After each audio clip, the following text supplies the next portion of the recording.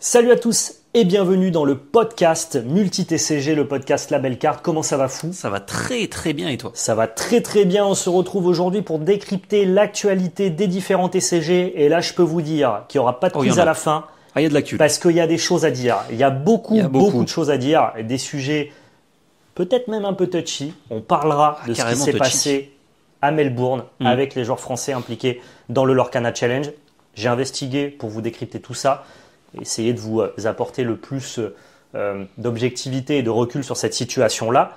Mais avant toute chose, on va remercier notre nouveau partenaire. Quel plaisir. GameGenic qui nous suit sur l'année 2025.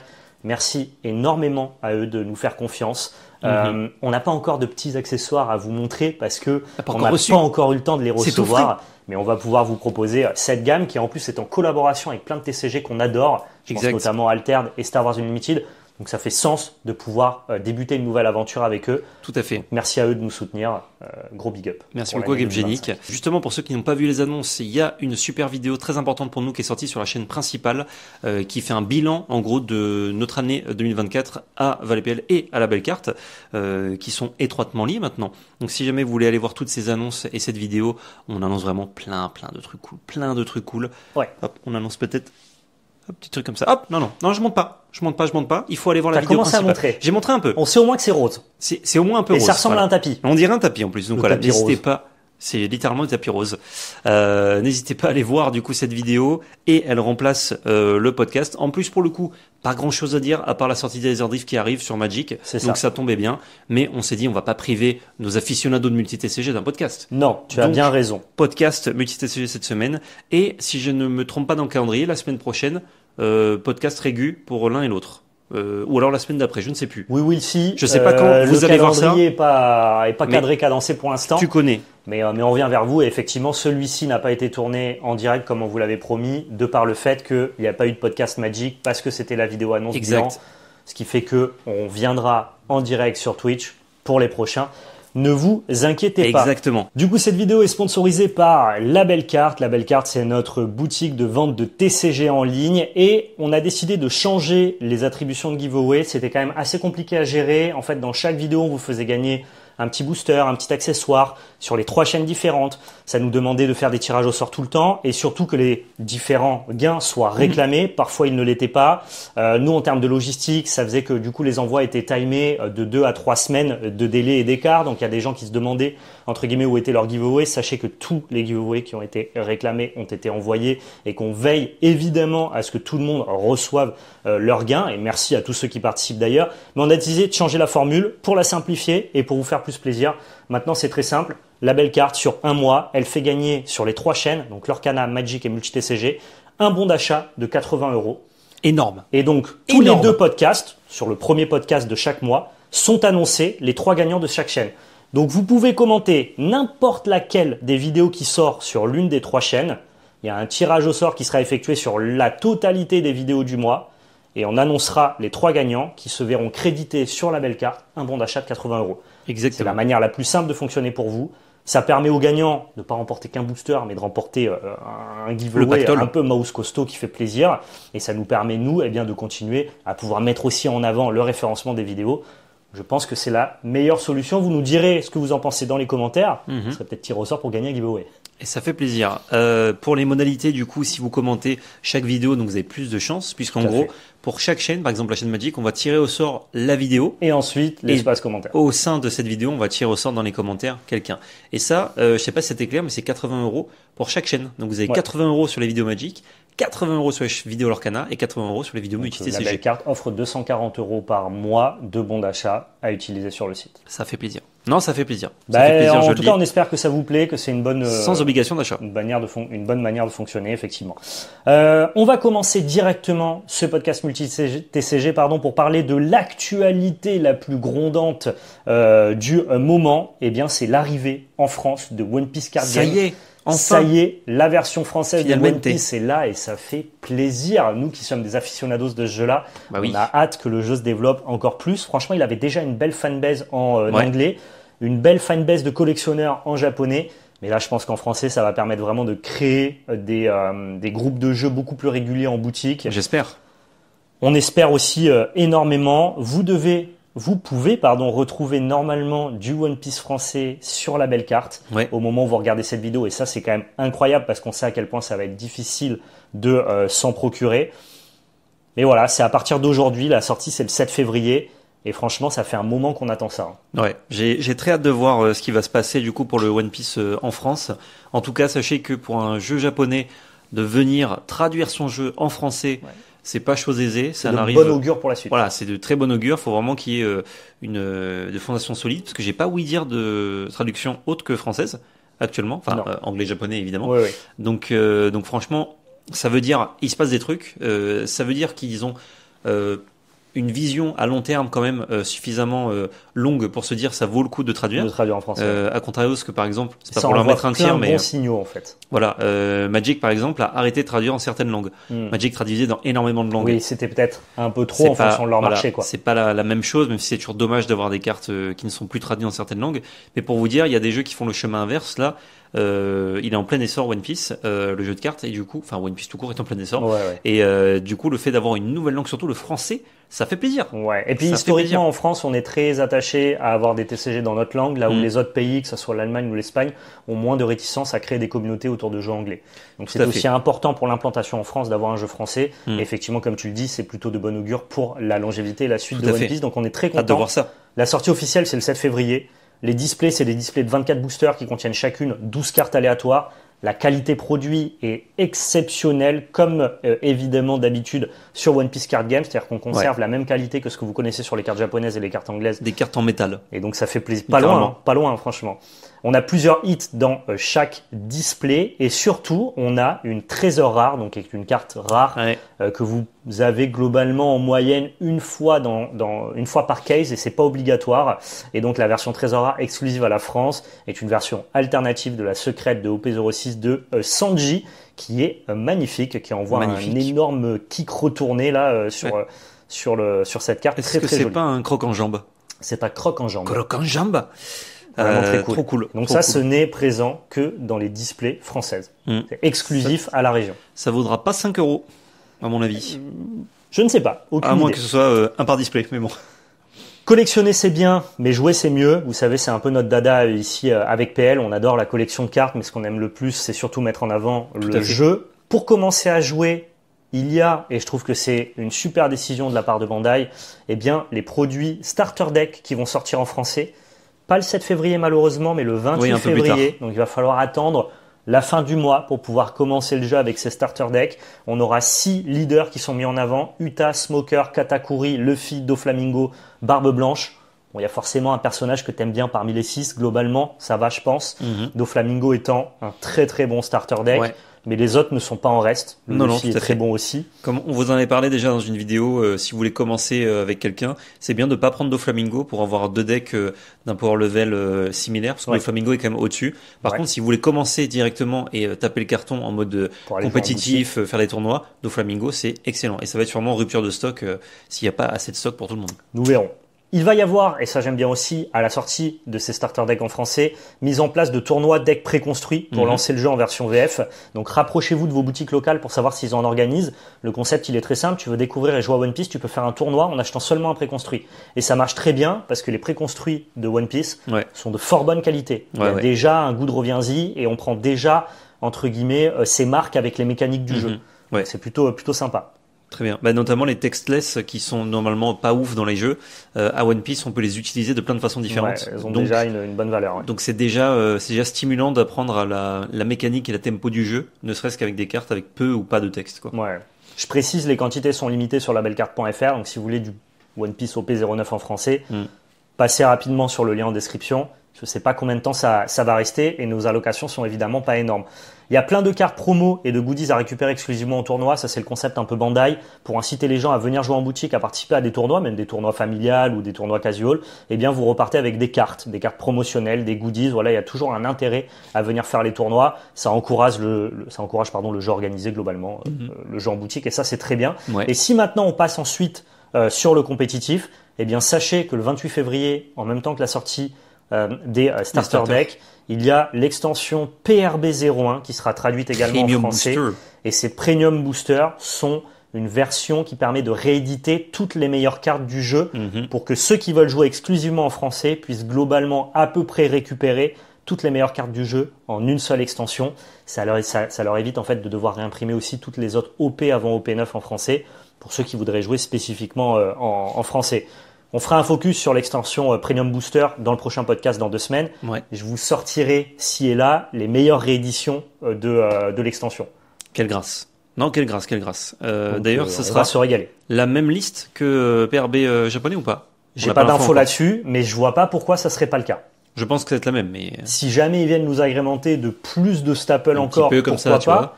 Franchement, c'était déjà assez large sur les possibilités de Premium Booster. Tu avais globalement tout ce qui était jouable. Donc, certes, c'était déjà très bien. On devrait se faire plaisir. Je précise que dans OP09, les autres raretés sont conservées. Il y a bien les 4 Secret Manga et la Gold Secret Manga Gold Roger. Ouais. Elle est évidemment potentiellement présente. Je vous souhaite de l'ouvrir, bien évidemment. Chasser donc, c'est potentiel God Pack d'ailleurs. Oui, je crois pas qu'il y ait du God Pack. Ah, il n'y a pas Dans de les God Pack versions européennes, normalement, quand Bandai oui. traduit ses jeux, ils mettent pas en place le côté God Pack qui est très japonais. Ouais. Par contre, c'est mieux qu'un God Pack d'ouvrir la Gold. Oui, la Gold c'est encore mieux. Ouais, la Gold Secret Manga. Tu parlais d'actualité grondante pour One Piece et en voici une deuxième. C'est l'actualité qui là outrepasse la sphère française en fait, qui est notamment très brûlante aux États-Unis. Il y a un drama qui s'amplifie en fait et qui fait parler de lui dans l'entièreté de la sphère Lorcana, nationale et internationale. J'avais envie de revenir en prenant le plus de recul possible sur cette situation-là. Ce que je vais vous transmettre au-delà de mon avis, c'est essayer justement de m'attacher aux faits.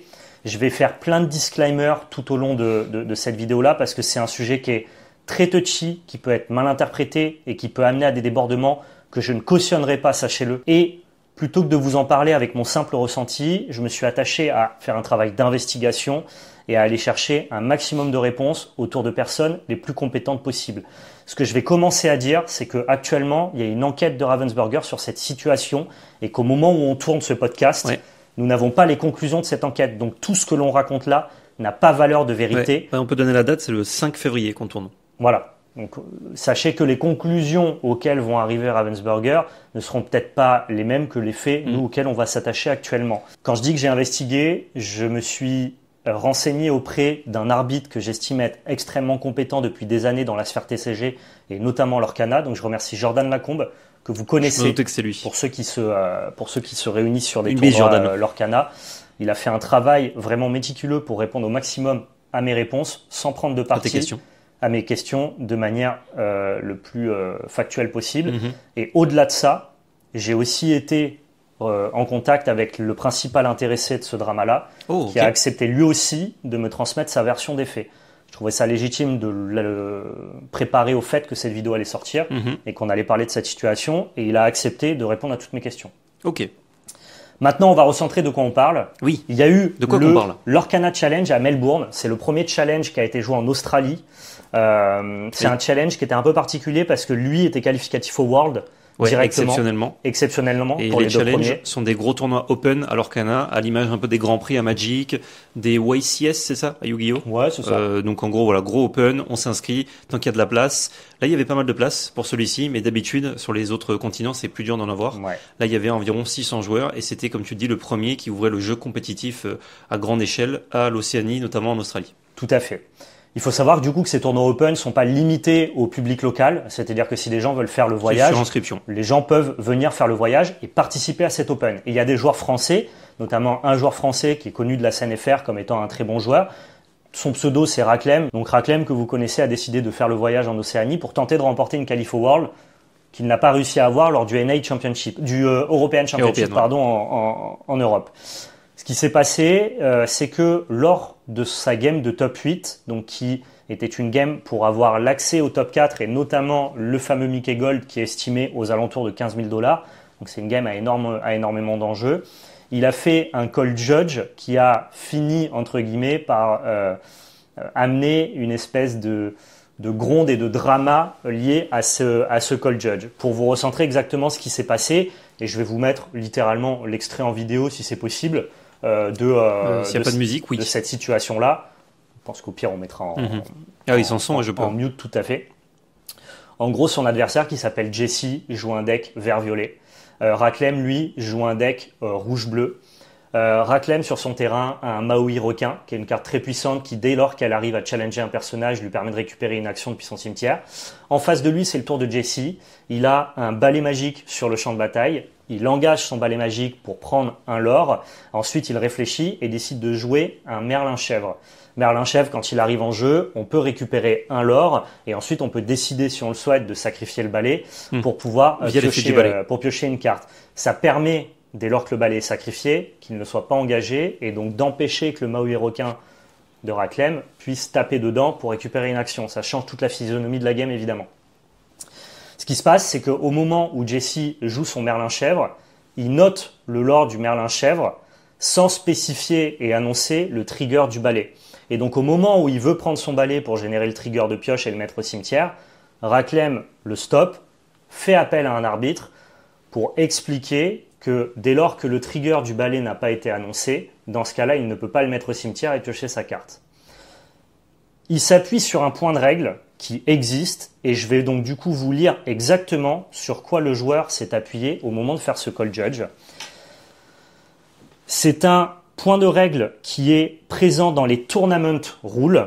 Je vous le lis en anglais parce que les règles sont en anglais. When a player has a multiple simultaneous action to resolve, that player must announce the order of resolution before beginning to resolve the first one. The order can't change once the first action has begun. Ça veut dire que pour Raclem, au moment où il fait appel au judge, dès lors que l'adversaire n'a pas manifesté l'intention de sacrifier son balai au moment où il note le lore de la chèvre, dans ce cas, il est arrivé à ce qu'on appelle une situation de miss-trigger et dans les règles, il n'est plus capable d'avoir le trigger de son balai, de le sacrifier et de piocher une carte. Au moment où il appelle au judge, il fait appel au judge, le judge roule entre guillemets en la faveur de ce call-là parce qu'il demande du coup à Jesse de laisser son balai sur le board, ce qui permet au tour de Raclem, avec son Maui requin, de taper dedans, d'enlever du coup la draw à Jesse et de récupérer une action. Donc c'est dramatique en termes de scénario de jeu. Sauf que malheureusement, et c'est là où le bas devient blessant et problématique pour son adversaire Jesse, c'est que, je vais vous lire ici les propos exacts de Jordan Lacombe qui a répondu à mes questions. Il interprète cette phrase en parlant du coup de Raclem. Il interprète cette phrase des tournament rules spécifiques. Que tu viens de nous lire. Voilà. Comme si le joueur n'a pas annoncé cet ordre avant de résoudre la première capacité, alors c'est un miss-trigger. Cela est obsolète et pourtant il s'agit bien d'un document produit par l'éditeur du jeu qui n'a pas encore été mis à jour. L'une des mises à jour des comprehensive rules, qui ne sont pas la même chose que les tournament rules, en 2024, permet de contredire ça directement. Un joueur peut choisir n'importe quelle capacité déclenchée dans le sac pour la résoudre en premier, sans choisir l'ordre des capacités suivantes. Le sac, c'est un peu comme la pile. En gros, c'est ce qui permet de visualiser tout ce qui se ce qui se déclenche simultanément. Voilà. Une fois que l'effet de la première capacité déclenchée a fini de se résoudre, le joueur peut alors choisir n'importe laquelle des autres capacités encore dans le sac et procéder à la résolution de celle-ci, et ainsi de suite. Donc en gros, ce qui s'est passé, c'est qu'au moment où Raclem fait son call judge, il se sent légitime, de par l'application des règles qu'il connaît, à faire ce call-là et donc à empêcher le trigger du balai, alors qu'en fait, les rules actuelles, elles, auraient dû rouler en la faveur de Jesse, invalider le call de Raclem et permettre le joueur de résoudre sa capacité comme il le souhaitait à la base. Mais ça nous amène à un point qui fait que l'erreur initiale de cette histoire, elle vient plutôt du judge. Encore heureux, son nom reste anonyme, personne ne sait qui c'est, et je ne souhaite absolument pas qu'il y ait des campagnes de dénigrement ou quoi que ce soit contre n'importe lequel des protagonistes dont on parle actuellement. Mais c'est le judge qui, lui, malheureusement, de par peut-être une inexpérience, il faut savoir que l'Australie n'est pas du tout habituée à organiser ces tournois-là sur leur canal, c'était la première fois qu'ils avaient un challenge, et ils avaient un staff local. Pas pour un jeu qui a même pas 2 ans encore. Mais c'est surtout que l'Europe et les États-Unis, eux, sont habitués. Ils ont fait plein de challenges avant. Donc, ils sont habitués peut-être à ce genre de situation. Là, le staff local avait peut-être pas la préparation nécessaire pour ce genre de situation pour encadrer ça. Ce qui fait que le ruling qui est rendu par le judge est faux. Sauf que Jesse, de par son inexpérimentation des tournois, lui ne fait pas contre-appel de la décision, alors que c'est légal. Il aurait pu dire, écoutez, j'ai l'impression de me faire enfumer dans l'histoire. Qu'on n'y est pas là. Il faudrait appeler un autre judge pour voir s'il déjuge son premier judge ou alors s'il le confirme. Toute cette histoire amène, de par, entre guillemets, les questions que j'ai pu poser à Jordan Lacombe, à identifier que Racklem n'est pas en position de triche. On peut débattre éthiquement et moralement du comportement de Racklem dans les tournois compétitifs. Le fait d'être rule shark, qui est une notion qui est plus proche, notamment qui est existante dans le TCG Yu-Gi-Oh! Où d'ailleurs il est totalement toléré et assumé. Moi, ce que j'appelle des artifices, ou en tout cas des compréhensions des règles et de l'environnement du jeu pour avoir un avantage dans les games. Et éthiquement, on peut se poser la question, moralement, si c'est acceptable ou pas. Ça, pour le coup, moi j'y répondrai plus tard quand je parlerai de mon positionnement là-dessus. Par contre, et c'est notamment confirmé par Jordan, en tout cas c'est son avis, il ne participe pas à l'enquête de Ravensburger et donc ce n'est pas du tout la conclusion finale, mais d'après lui, dès lors que Racklem appelle un arbitre et que c'est l'arbitre qui rend la décision, Racklem ne peut pas être étiqueté comme tricheur dans cette situation, puisque la décision ne vient pas de lui en fait. Ouais. Maintenant, si on cherche à s'attacher à la culpabilité de Racklem, il faudrait être capable, après investigation, de prouver qu'il connaissait la confusion entre les tournament rules et les comprehensive rules pour induire le judge en erreur au moment de son judge call. Et là, auquel cas, on pourrait appeler ça de la triche. Peut-être qu'après enquête, Ravensburger arrivera à le prouver. C'est dur quand même. C'est dur, mais en tout cas, c'est une conclusion qui pourrait s'avérer être présente. Okay. Actuellement, personne ne peut, entre guillemets, dire que Racklem a triché sur cette séquence-là. On peut tout au plus estimer qu'il a un comportement que nous n'apprécions pas en tant que communauté dans les tournois Lorcana. Mais c'est une différence qui est quand même assez importante. Notre point de vue, et je pense que tu partages le même point de vue que moi, les meilleurs joueurs, dès lors qu'on leur donne la possibilité de mieux maîtriser les règles que leurs adversaires pour augmenter leur win rate, ils vont utiliser cet avantage-là parce que la fin justifie les moyens et parce que ce qui leur importe, c'est la compétition et la victoire. Nous, en tant qu'acteurs de la communauté, on a envie à l'inverse que la compétition soit le plus accessible possible et jouer dans la meilleure ambiance qui soit. Le comportement de Racklem à la table, et j'ai été très honnête avec lui, je ne le trouve pas en adéquation avec ma vision du TCG et en tout cas ce pourquoi je milite et ce que je porte en fait. Tout à fait. Ni avec ce que Disney Lorcana Ravensburger veut montrer aux gens. Donc je pense que tout ça doit être encadré, que la faute ici revient malheureusement plus à l'imperfectibilité des règles de l'Orcana et à la mauvaise connaissance du judge que finalement au côté rule shark de Racklem, parce qu'en fait, dites-vous bien que tant que ça sera légal, c'est pas Racklem qui utilisera cette technique-là. C'est tous les joueurs les plus compétitifs qui, eux, se fichent globalement de l'état général et de l'accessibilité à la compétition. Donc ce que je veux dire, c'est que le problème, en fait, il est beaucoup plus global et déplacé que juste de se demander est-ce que Racklem a triché sur cette situation-là.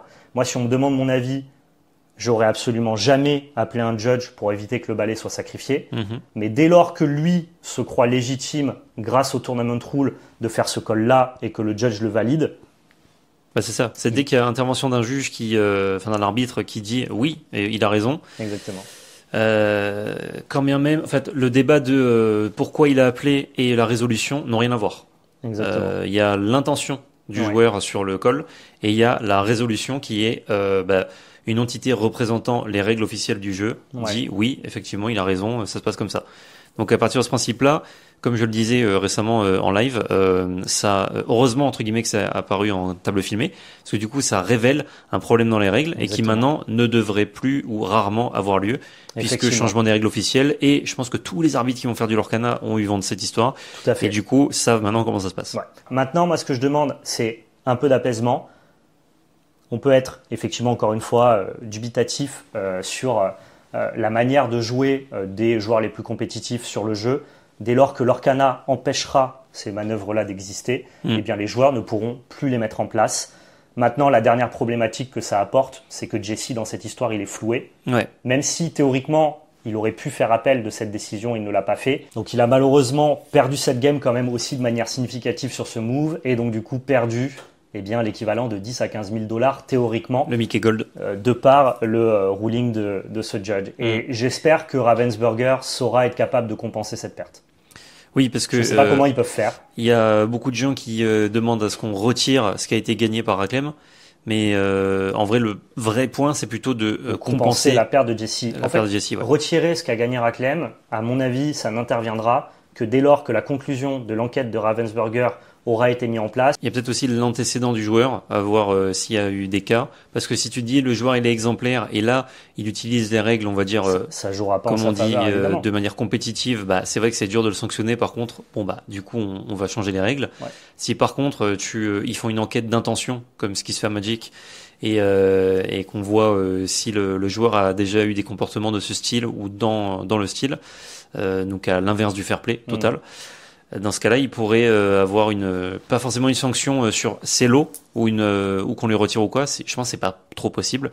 Par contre, sur les tournois futurs, il pourrait y avoir des répercussions. J'espère que ça vous a éclairé et que ça amènera, j'en suis pas sûr malheureusement, l'apaisement nécessaire pour la communauté Lorcana qui demande un peu la tête de tout le monde actuellement. Et franchement, je trouve pas ça hyper cool.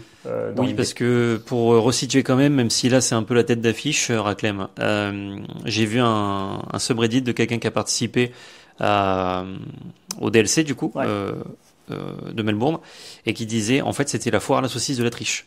Genre là, on est sur un cas de rule shark et d'intention potentiellement mauvaise. En fait, Racklem n'est pas le seul à utiliser ces techniques-là dès lors qu'elles sont légales. Et je veux dire, il y a eu des trucs bien pires qui ont été racontés. Alors encore une fois, c'est un mec qui dit moi j'y étais, j'ai vu ça. On va pas lui donner tout le crédit du monde. Parce que tout ce que ça soulève ce problème-là, c'est que il faut encadrer ça. Voilà, vu le nombre de cas différents, de personnes qui parlent de ça, de triche, de joueurs, ça c'est fou. Si l'histoire est vraie, c'est assez fou. C'est encore plus fou même que ce qu'on a vu, je trouve. C'est un joueur qui a été vu par des juges stacker son deck, donc c'est-à-dire qu'il a en gros choisi l'ordre de son deck pour que peu importe, on va dire, comment il va être coupé, etc. par l'adversaire, ça va donner normalement une suite de bonnes cartes. Sortie. Et il va savoir du coup dans quelle carte il va piocher. Il a été vu en train de faire ça. On lui a dit, tu remélanges ton deck s'il te plaît. Mais ça c'est des dires de Reddit. C'est des dires de Reddit. Donc ça, moi, comme je vous le dis juste avant, j'y apporte peu de crédit. Sauf que le nombre de cas sur ce même tournoi et même au global dans la haute compétition Lorcana en ce moment qu'on entend à droite à gauche, je me dis c'est pas possible que tout le monde soit des complotistes, théoriciens du complot à dire n'importe quoi. Il y a forcément du vrai. Et ça, pour le coup, c'est vrai que on sait que au niveau des juges, il y a une application, on va dire, de sanctions qui est plus légère à l'Orcana. Et ça m'étonnerait pas que ça ait eu lieu. Et je me dis mais c'est fou. On voit un mec qui est en train de tricher avec l'intention et on lui dit juste mélange ton pack. Ça me paraît gros, mais cela dit, j'y étais pas. Je vais pas trop m'attacher sur ces faits-là. Justement, le but de cette chronique-là, moi, c'était justement. C'est pour dire justement, il y a la tête d'affiche qui raclait, mais il y a encore pire qui se passe. Mais on n'a pas. C'est ça. Ça n'a pas été pris. C'est pas. Ou même quand ça a été pris, ça n'a pas été sanctionné à la hauteur de ce que ça devrait. Ouais, je suis d'accord. Il y a eu une triche apparemment avérée par un juge sur une carte piochée en plus ou quelque chose comme ça. Et du coup, ils ont remonté la game jusqu'à l'état de. Enlever la triche en gros, ils ont continué et après la game ils ont dit allez-y continuez de jouer, ils ont dit finalement oui pas bon il a triché, mais le gars entre temps il avait fait égalité et du coup le joueur donc qui s'est fait tricher au nez a eu une égalité pour le reste de son tournoi, il n'a pas eu victoire. C'était trop tard. Je pense que la conclusion un peu globale de ça, et ça c'est un avis qui n'engage que nous encore une fois, c'est que globalement le staff qui était présent sur place à Melbourne était pas assez préparé à l'enjeu de ce tournoi-là, où les staffs européens et les staffs américains ont engrangé beaucoup d'expérience et c'était une volonté, je pense, de Ravensburger de faire appel à du staff local. C'était cool aussi, mais du coup, ça a amené toutes ces dérives-là et qui finalement maintenant amènent beaucoup de toxicité sur Internet.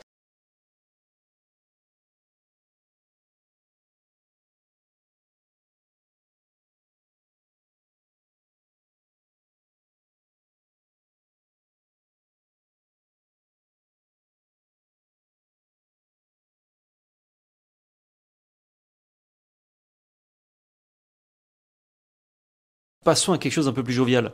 Oui. La petite séquence, la belle carte. On vous en a parlé, du coup, on fait des petites séquences maintenant un peu édito dans le podcast. Cette fois-ci, c'est que moi. C'est que moi qui a ramé une petite carte sympa. Hop, si je ouvre un peu, normalement, tu sais laquelle c'est. Ah, c'est très beau. Je sais ce que c'est. Ah, il sait ce qu'il sait. Il sait ce que c'est tout à fait. Une fois n'est pas costume. Hop là, elle est dans ma poche. C'est une petite carte Pokémon. Ça, de mon côté, en tout cas, j'en ai assez peu. Et ben d'ailleurs, les deux cartes Pokémon de collection que j'ai, c'est toi qui me les as offertes en plus. Donc ça fait plaisir. Je me rapproche évidemment pour que vous la voyez. Non, vas-y, je vais le faire. Tu veux le faire? Parle-nous mais extraordinaire. de ta carte. C'est un Nidoking. Et oui, Parce que là, avec les Terra Crystal, les Evoli, etc., ils font des super traitements, mais quand même, regardez-moi ce beau Nidoking, il est pas beau, il est magnifique. Il est magnifique, il est de type plante, et ouais, tard l'époque, tu connais, alors qu'il a jamais été de type plante, mais pour le jeu, oui. C'est un cadeau que m'a fait Val, un cadeau surprise que vous pourrez retrouver d'ailleurs au moment où je découvre ça dans un unboxing. De retour de cartes gradées et ça me fait plaisir parce que c'est mon Pokémon préféré, en tout cas un de mes Pokémon préférés, je l'adore et ce qui est un avantage. Il est beau. Hein. Si vous voulez collectionner des Pokémon pas très populaires, Nidoking c'est bien par exemple, alors que les Ectoplasma c'est beaucoup plus cher. C'est plus cher à collectionner. Donc ouais, ce Nidoking il me régale, c'est le OG. Et je voulais en plus en récupérer un à l'époque et le faire grader moi-même. Et ben Val l'a fait pour moi. Il en a récupéré un et il l'a fait grader. Il a eu un joli 8, ce Nidoking. Et bon, le but c'est surtout de le protéger. Hein. C'était pas tant de chercher la note parfaite, parce que ça c'est très très dur sur des cartes qui ont 25 ans. C'est un 8 qui est très sévère. Hein. Je pense que tu peux largement. Il pourrait avoir peut-être un peu plus. Ouais. Et, effectivement. Et du coup voilà, je voulais vous montrer cette petite carte parce que vous aurez pas souvent du Pokémon. Et je me dis là, il y a la hype, les gens se battent et tout. Les gars, regardez ça là. Ouais. Ça franchement ça fait plaisir. Pour l'anecdote, c'est rigolo. Tu disais que on peut le voir dans une vidéo. En fait, en gros, tu faisais une réception de cartes gradées. Oui. Et tu ne savais pas qu'il y avait ce Nidoking que j'ai glissé moi-même dans ta réception pour que tu le découvres en vidéo, ce qui est assez rigolo. Et comme j'ouvre en fait avec le dos de carte d'abord, pour ne pas me spoiler les notes et les découvrir avec les gens, Pokémon, moi. Je vois du Pokémon, je fais ah bah c'est Val, il a dû envoyer un truc et ils ont mis ça avec. Et il me dit ah bon? Et je fais ouais. Il me dit regarde. Je fais bah attends, je regarde comme ça je te dis laquelle c'est. Et je vois le Nidoking et je suis en mode bah je crois pas qu'il est Nidoking, Val. Ouais. Est-ce que ce serait pas, en plus c'est un peu après mon anniversaire je crois, Ouais. que j'ai fait la vidéo. Normalement timé pour ton anniversaire. C'est voilà environ, donc je suis en mode c'est quand même fort de café si jamais c'est une erreur. Une erreur. Et en plus je le dis au chat je crois en mode bon ça se trouve je suis en train d'être content alors que c'est juste sa carte qui a envoyé par erreur. Il me dit ah non c'est mon Nidoking, envoie. Et non c'était pour moi, donc voilà, merci encore pour ce cadeau. Ça fait plaisir. Je le remets dans la poche cette fois-ci à l'endroit. Ouais. Mais de toute façon on le voit pas. Donc il rentre parfaitement dans cette petite poche. C'est une poche à carte gradée, hein, faut le savoir. Et moi, je suis le mauvais élève de ce podcast parce que j'ai oublié ma carte. Ah, c'est pas grave. Rendez-vous au prochain épisode pour la séquence label carte. On aura peut-être 2. Ah, bah si vous voulez. Hein. Moi, voilà. Je peux vous en parler de 15, mais ça va être long, quoi. Ça va juste être long. J'en ramènerai une, vous inquiétez pas. D'ailleurs, c'est rigolo parce que pour cette séquence, du coup, comme il n'y a pas eu de podcast Magic, je cherchais une carte non Magic. Toutes celles que je voulais apporter, c'est des cartes Magic. Dès que je trouvais une, je suis en mode, ah, celle-là, ah non, c'est du Magic. Ah, celle-là, ah non, c'est du Magic. Genre dans mon petit rack de cartes un peu sympa que j'ai mis de côté. Ouais, en fait, il y avait tout un côté Magic et je me suis dit, oh là là. Ah, tu vas bien trouver un peu de multi-TCG, je me fais pas de soucis. Ah bah c'était juste à côté, le multi-TCG. Il s'est passé du grabuge, dis donc, sur Altered. Ouais, ça a grabugé un max. Altered, vous le savez, la saison 2 vient de sortir, l'épreuve du froid. On a fait d'ailleurs un gros bilan sur les annonces et les choses à venir, notamment de par l'Organized Play dans le podcast précédent. Par contre, avec la sortie de Trial Froid, donc l'épreuve du froid en français, il y a eu aussi une annonce de nerf, patch et suspension qui a été mis en place. Vous pouvez retrouver le descriptif de cet article-là directement sur le site Altered traduit en français. Je vous mets le lien en description. Ils rentreront dans des détails que moi je ne vais pas pouvoir établir actuellement de par le fait que je veux pas que cette vidéo fasse 1000 ans.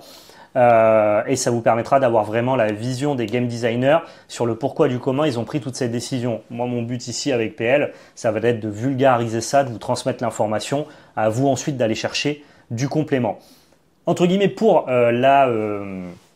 la meilleure jouabilité possible du 7.2, ils ont décidé de prendre en compte des actions correctives, on va appeler ça comme ça, en suspendant, donc c'est pas des bans, c'est des suspensions, c'est-à-dire qu'elles peuvent être réintroduites quand le besoin s'en fera sentir. Et ils ont décidé de nerfer aussi d'autres cartes. Le nerf fonctionne bien sur Altered, on l'a déjà dit, parce que ils ont une propriété numérique de leur carte, et donc du coup tu peux facilement nerfer la carte sur l'application et la réimprimer avec les ratas. Et donc la carte qui a été nerfée ici, c'est Waru, donc le héros bien connu de la faction Ordis, qui a globalement dominé ce set 1, on peut le dire, sous différentes formes, mais qui a fini par devenir un deck juste midrange polyvalent qui jouait les meilleurs bureaucrates pour avoir un win rate qui était quand même pas mal élevé. Et donc le nerf de Robin ne suffisait pas à combler les problèmes de game design qu'allait apporter Waru par le futur. Je rentre pas dans les détails de l'article, ils en parleront mieux que moi, mais globalement maintenant dès que t'édites un bureaucrate, Waru, tu vas faire attention. Effectivement, c'est le problème un peu des tribalités costauds, c'est que dès qu'il y a un nouveau membre de la tribu, ça peut être dégénéré. C'est ça. Et donc Waru et Mac passent d'un effet où à midi vous générez un token soldat 111 et vous avez la liberté d'endormir vos bureaucrates à une version qui ne génère plus le token 111 et qui endort de manière obligatoire le bureaucrate. Et donc ça veut dire que là où avant tu avais la polyvalence et le dynamisme de gameplay de choisir si tu voulais endormir ou pas tes bureaucrates, eh bien maintenant avec Waru tu es obligé de les endormir. Et donc ça devient un deck qui est beaucoup plus centré sur sa mécanique et beaucoup moins polyvalent et midrange. Ouais. Ça va probablement même amener des constructions qui veulent jouer mi-bureaucrate, mi-pas bureaucrate pour avoir des personnages que tu n'as pas envie d'endormir pour pas te faire dérouiller en early game, quoi. Et donc globalement ça rend le héros quand même vachement moins fort. Ouais, effectivement. Je préfère cette version. Bon alors évidemment moins forte, mais je trouve ça cool de pousser plutôt à jouer bureaucrate. Et en plus, ça soulève un point intéressant. Justement, ça pousse pas à jouer bureaucrate là. Ben voilà, c'est ça, c'est que tes bureaucrates vont être endormis donc pour profiter de leurs effets plus longtemps. Ouais. Mais ça te pousse aussi à jouer des cartes non bureaucrates, donc peut-être fortes de la faction Ordis. Ou pas Ordis avec les transfuges, pour justement avoir un deck un peu plus peut-être polyvalent. Et justement, tu as des cartes qui ne seront pas endormies parce que pas bureaucrates, donc qui font leur effet tout de suite, etc., un peu plus costaud. Et tes bureaucrates qui continuent de faire leur value sur 2 tours, ou 3, ça dépend comment ça se passe. Mais hyper intéressant du coup ce nerf. Pour moi, le vrai nerf, c'est surtout le token en moins, qui nerf du coup tes bureaucrates. Mais l'obligation d'endormir, ça te propose un gameplay et une construction de deck différente qui peut être très intéressante. Je le souhaite. Des premiers retours que j'ai entendus, ça a un peu détruit le héros, mais... Ouais, mais tu vois, comme on disait, à chaque fois qu'ils vont sortir des bureaucrates, ça va enrichir ce héros-là. Donc au final, peut-être qu'on va le voir revenir plus tard. Justement, non, ça enrichissait le premier Waru, c'était ça la problématique, puisque maintenant, en fait, chaque bureaucrate a un downgrade avec Waru. Donc c'est plutôt, en fait... Oui, mais ça dépend le design des futurs. Si jamais il marche forcément avec la capacité endormie, du coup, t'as envie qu'il soit endormi à tous les coups, tu vois. Ouais, mais ce qui était fort avec l'ancien Waru, c'était que quand t'avais besoin de prendre des expéditions, t'avais pas envie que ton bureaucrate il arrive endormi. Tu vois, par exemple, quand t'es dans les jeux, tu sais, le fameux tumulte additionnel là, tes bureaucrates ils font pas de stats, quoi. Ouais, effectivement. Pour ça, c'est moins bien, mais donc il faut pas aller dans le tumulte additionnel. Ouais. Bon, je sais pas, moi j'ai pas les compétences pour savoir entre guillemets où va Waru avec cette direction-là. Je pense que l'équilibrage et le game design ont plutôt bien pensé la chose et que j'espère que le héros restera jouable. En tout cas, c'est un nerf qui est assez percutant ici. Tout à fait. Ensuite, ils ont décidé de suspendre pas mal de cartes. Ils ont décidé de suspendre toutes les versions de Ozma, Ordis, commune et rare. C'est vrai que c'était la carte la plus déterminante de la faction Ordis, que ce soit dans Waru ou dans Sigismar. Et ils ont décidé forcément de la faire partir, peut-être pour laisser plus d'opportunités aux autres héros de briller. Et ils ont aussi décidé de suspendre, cette fois-ci seulement la version rare, du Havre Bastion Axiome, qui était globalement la carte qui était estimée comme étant la plus forte du jeu, extrêmement pressurisante, carte qui était bien à tous les étages de la curve et qui permettait de générer énormément d'avantages tout au long d'une partie. Et donc encore une fois, pour faire peut-être décliner la puissance de certaines factions, eh bien ils se sont attachés à toucher ces cartes-là, suspendues probablement le temps de trouver un nerf adéquat, en fait, je pense. Oui, peut-être, ou simplement ils savent qu'au 7-3 la carte elle est un peu contrée par certaines stratégies, donc jusqu'à ce que le 7-3 sorte, elle est suspendue. Peut-être ça aussi. À voir. Ensuite, ils ont décidé de suspendre toutes les versions uniques de la Méduse lunaire et de l'Armurière Bravos. La Méduse lunaire, c'est parce que la plupart des uniques de Méduse lunaire ont des patterns de play qui peuvent les amener à dégénérer. En fait, c'est une carte qui est super dure à équilibrer de par ses mécaniques et la mécanique donc de Izmir, qui fait qu'on a plein de versions d'uniques qui créent des boucles extrêmement puissantes à elles toutes seules. Et donc, de par le fait que c'est difficile de cibler spécifiquement les uniques craqués, juste on bannit toutes les versions uniques de Méduse lunaire. Oui. C'est plus simple. Ce qui est pas facile à accepter pour ceux qui avaient investi dans de belles méduses lunaires qui faisaient de belles choses. Et pour l'armurière de Bravos, c'est surtout parce que elle synergise de manière extrêmement puissante naturellement avec des cartes du 7-2. Et donc Altered aime bien que les combos puissent exister dans leur jeu, mais ils veulent pas que ça soit association de pièce A plus pièce B qui génère des choses qui sont beaucoup trop puissantes. L'armurière Bravos fonctionne très bien, notamment avec le lait d'Arcolanos. Et si ça devient obvious que tu peux synergiser avec une commune et que ça rend ton unique pété, c'est un peu problématique. Donc pareil, pour l'instant, toutes ces versions uniques-là sont suspendues jusqu'à trouver une solution adéquate, quoi. Et enfin, dernière annonce qui, elle, me semble un chouïa plus problématique. Pour le reste, moi, je trouve ça très bien que Altered prenne des décisions rapides pour la pour la bonne santé en fait de leur jeu compétitif. Il y a plein de gens qui voient ça en mode ah putain mais ils ont plein de problèmes d'équilibrage et tout. Ouais. Bah justement, déjà ils testent un jeu très innovant avec des mécaniques qui sont puissantes dès le set 1. Ça amène probablement parfois à des problématiques, mais en même temps ils ont un œil dessus et ils réagissent assez vite. Moi je préfère un jeu qui prend des risques et qui fait des bans plutôt qu'un jeu vanille où on se fait chier et du coup t'as rien à équilibrer. Donc moi je leur en veux pas trop là-dessus en fait. Finalement je suis plutôt même content qu'ils aient un œil attentif là-dessus. Par contre effectivement là c'est plus compliqué à défendre sur le fait qu'il y ait une carte du set 2 qui soit directement suspendue. C'est toutes les versions uniques de Gerich parce que la carte permet pareil en association de deux cartes de faire des choses beaucoup trop puissantes et trop simples à mettre en place. Donc si maintenant vous ouvrez dans vos boosters Alter de l'épreuve du froid un Gerich unique, eh bien malheureusement vous ne pourrez pas le jouer. Je trouve pas ça trop grave en soi et encore une fois je pense que c'était un nerf, en tout cas une suspension qui est legit et qu'il fallait mettre en place.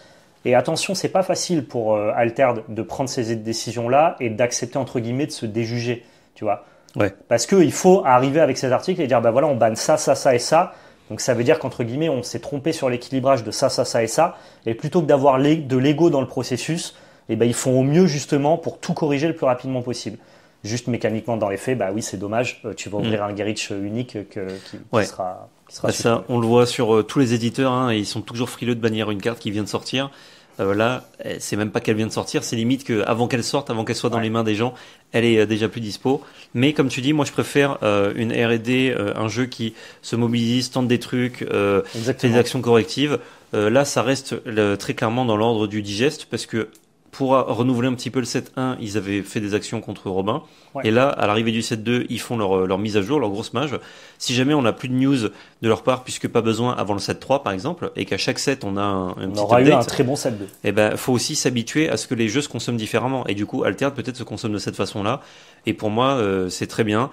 Le fait de bannir une carte qui vient de sortir, c'est vrai qu'il y a un petit peu le côté oups. Mais ça arrive. C'est un mal pour un bien. Je comprends que certaines personnes de la communauté étaient un peu déçues de ça. Et ça amène un petit bad feeling à l'ouverture. C'est le mal nécessaire, je pense, pour la bonne santé du jeu à terme. Voilà, les gens aiment bien envoyer des petits pics à Altered sur le fait que des fonctionnalités qui soient pas dispo encore, que bah voilà, il se passe ça, alors que en vrai on voit pas toutes les tentatives. Genre, il y a des gens qui font juste un jeu en prenant les mécaniques d'un jeu qui existe déjà, en y collant une licence, et ça marche très bien, ça en fait un bon jeu, mais il y a aucune prise de risque. C'est vraiment du basico-basique qui est tenté. C'est bien que tu reviennes à ça. Alors que Altered, vraiment, il se décarcasse et ça change tout.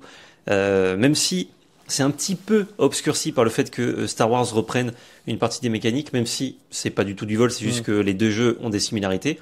Mais genre, s'il y avait pas Star Wars, vraiment, il y aurait aucun comparo Altered. À part dans le jeu ludique, mais bon, qui ne sont pas des TCG. Et vraiment, ça propose un truc de fou. Donc ça, faut aussi se dire, attends, c'est cool quoi. C'est cool, ils proposent ça, ils proposent les uniques. Même si on n'a pas encore toutes les fonctionnalités, on devrait les avoir, je pense, d'ici la fin de cette année. Donc pour sa première année d'exercice, on va dire, on va récupérer toutes les fonctionnalités si tout se passe bien. Et là, du coup, on dira pas ah bah c'est cool, on les a. Les gens vont se dire ah bah c'est normal. Alors que non. Franchement, c'est cool d'avoir mis ça en place, de réussir. Il y a plein de soucis, même légal, pour la mise en place de certaines fonctionnalités, comme le fait que l'appli ne soit pas considérée comme lootbox, etc. Parce que propriété physique, booster, tu connais dans certains pays. Donc franchement, je le souligne, c'est trop bien ce que propose Altered. Ouais, bah moi je suis patient et tolérant avec le jeu, justement parce que ils apportent ils apportent des propositions et des évolutions dans le monde du TCG, que ça soit in-game dans le gameplay ou dans l'écosystème au global, qui sont extrêmement ambitieuses et innovantes.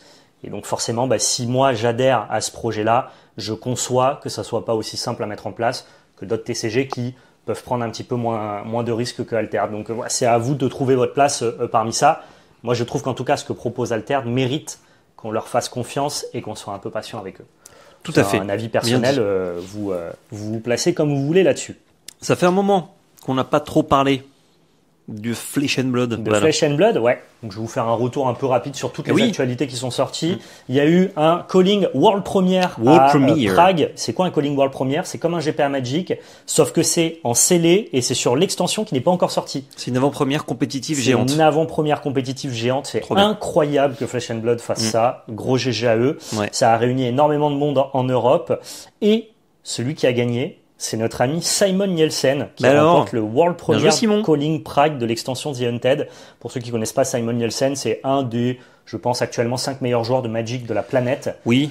Bon, il se trouve qu'il n'est pas loin d'être dans les meilleurs aussi de Flesh and Blood finalement. Finalement, un des meilleurs joueurs de cartes au monde. Ouais, il est vraiment très très fort. Pour deux jeux qui n'ont rien à voir. Très difficile de gagner un World Premiere parce que tu peux pas tellement t'entraîner. L'extension est nouvelle, tu la découvres. Oui, puis c'est random. Tu la découvres pendant le World Premiere, donc c'est assez impressionnant. Donc GG à Simon Nielsen, ça commence à faire quelques tournois qui sont dominés par d'anciens joueurs Magic. On rappelle que le champion du monde en titre, c'est Gregor Kowalski, qui a été un joueur MPL, donc très connu de la scène compétitive Magic. Là ensuite, le calling World Premiere a été remporté par Simon Nielsen. Encore heureux que le dernier calling à Memphis a été remporté par Brody Spurlock, qui lui est vraiment un produit Flesh and Blood de chez Flesh and Blood, parce que sinon on pourrait dire que Magic roule sur la concu, pour le coup. Après, quand tu arrives avec peut-être entre 20 et 30 ans d'expérience jeu de cartes et Magic, qui est vraiment un jeu complexe aussi, si tu veux le suivre compétitivement à travers plusieurs formats, genre, en fait, je dis complexe dans le sens où tu as une mécanique mentale à Magic qui te pousse à réfléchir différemment. C'est vrai que ça t'entraîne bien à prendre un jeu comme Flesh and Blood et de suite tout casser. Quoi. Ça m'étonne pas que de très bons joueurs de Magic soient de très bons joueurs de Flesh and Blood, quand bien même les mécaniques sont très éloignées. Ouais. Quand tu repars sur Flesh and Blood, c'est aussi un avantage de ce TCG, c'est que tu renouvelles à fond tes perspectives et tes envies de TCG, et tu repars un peu de zéro sur tes connaissances mécaniques du jeu. Donc ce que fait Simon et ce qu'on fait Gregor Kowalski, c'est quand même assez fort. Encore plus Simon, parce que lui reste un compétiteur de la scène Magic, là où Kowalski a totalement switché. Ouais. Je vais vous parler maintenant du fameux calling Memphis, qui lui est le premier calling qui a été joué en classique construit, avec la sortie du nouveau set The Hunted, qui faisait la part belle aux assassins, aux ninjas, à toutes les classes qu'on avait appréciées dans l'extension Uprising. Le grand gagnant, ça a été notre ami Brody Spurlock, je vous le disais. Lui, c'est du Made in Flesh and Blood, un petit jeune extrêmement talentueux qui a déjà beaucoup d'achievements à son actif et qui a participé au magnifique spot publicitaire dont on vous avait parlé en 2024. Donc GG à lui. Il a gagné en plus avec un nouveau héros qui est sorti dans The Hunted qui s'appelle Syndra. C'est vraiment un deck très agressif, ce qu'on appelle un redliner, que les cartes rouges. Ah, c'est bon ça. Vraiment à fond les ballons. Ça, bon. On va tout droit dans la teuté. Au niveau du metagame breakdown, je vous les affiche là. Enfin, le PL du montage, je vous les affiche. Vous avez un metagame qui est toujours très diversifié entre le day 1 et le day 2. Le nombre de héros présents, ça me régale. Il y a énormément de héros très présents. On a une très bonne conversion pour les nouveaux héros, Syndra, parce que il y en a seulement 11 sur la ligne de départ, 6 dans le jour 2, et c'est lui qui remporte le tournoi. Donc ça, c'est encore une fois la puissance de Flesh and Blood, être capable, dès lors qu'un nouveau set sort, de placer directement des héros dans le top de la compétition, tout en invalidant pas tous les héros qui sont déjà présents. Je prends l'exemple du top 8. On a quand même 5 héros différents et on a des héros du set 2, donc le tout début du jeu. Ouais. On a des héros du dernier set et on a des héros des sets qui sont sortis il y a 1 an et demi, 2 ans. Quoi. Il est bien fait ce jeu quand même. Donc ils sont assez forts là-dessus. Viscerai présent, ça me fait plaisir ça. Viscerai très très fort en fait, de par la sortie de Rosetta. C'est probablement le deck le plus puissant du jeu, mais il est attaqué de manière très frontale par des staples génériques que tu retrouves dans plein de decks. Mais ça reste un des decks qui a été le plus représenté. Mais je sais que tu aimes bien Viscerai. Il y en a quand même 2 dans le top 8. Donc, il n'y a pas que les... disons que les Warmonger Diplomatie n'ont pas empêché tous les Viscerai, c'est la carte générique dont je te parle, n'ont pas empêché tous les Viscerai d'accéder au top 8. Ok. Voilà, je n'ai pas grand-chose de plus à vous dire. Suivez la scène Flesh and Blood compétitive. C'est à mon sens la scène compétitive la plus cool à suivre. Et j'essaierai de vous présenter du contenu le plus rapidement possible sur ce TCG que j'adore. Trop bien. Chose peu commune en ce moment. Rotation. On va parler de la rotation de Star Wars Unlimited. Sur Star Wars, c'est fou ça. Ils ont communiqué récemment justement pour... Est-ce qu'ils avaient déjà dit qu'il y avait une rotation, mais il avait un peu dit en mode non mais de toute façon avec la rotation il y a une rotation, ça arrive, ça. Mais ils n'avaient pas dit comment ça allait se passer. Et du coup on était en mode pardon, vous avez dit quoi là parce que c'était pas ça l'annonce à la base et maintenant qu'on a plus de détails, enfin tous les détails je crois sur la rotation, on sait comment ça va se passer. Val, dis-nous tout. Ouais, je vais vous le lire comme ça sera encore plus simple. J'ai bien aimé parce que l'annonce elle est simple et concise et ils ont été dans le système. C'est la force de Star Wars Unlimited, c'est que eux pour le coup ils reprennent un peu ce qui a fonctionné, mais ils l'édulcorent, ils le rendent plus simple, plus concis. Ça se voit notamment sur le gameplay, où tout a été pensé pour avoir une filiation directe avec des mécaniques liées à Magic, mais les rendre beaucoup plus lisibles et fonctionnels. Trop bien. Et c'est un peu ce qui s'est passé ici avec cette rotation. La rotation, elle se fait par lot de 3 sets. Chaque lot appartient à une année spécifique. Il y a 3 sets par an. Donc, par exemple, une fois que le 7e set du jeu sera disponible en mars 2026, les 3 premiers sets, Étincelle de la Rébellion, de la Galaxie et Crépuscule de la République, sortiront du format qu'on appelle le format premier.